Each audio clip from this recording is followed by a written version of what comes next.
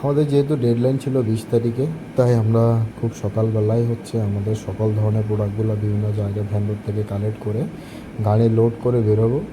তাই সকল ধরনের প্রস্তুতি চলছে। আমার লোকজন গাড়িতে প্রোডাক্ট ভরছে আর আমি গাড়িতে বসে আছি, কারণ আমার এই প্রোডাক্টগুলো নিয়ে আমাকে সাইডে যেতে হবে।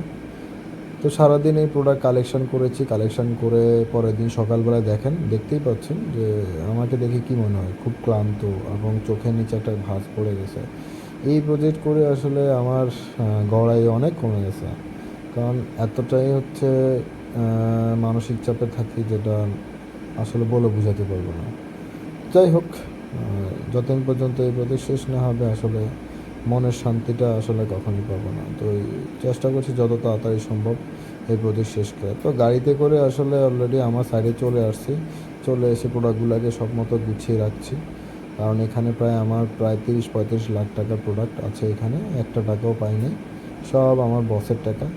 তো এই প্রোডাক্টগুলো আমরা সুন্দর মতো গুছিয়ে রাখছি, কারণ এগুলো দিয়ে আমাদের কাজ হবে।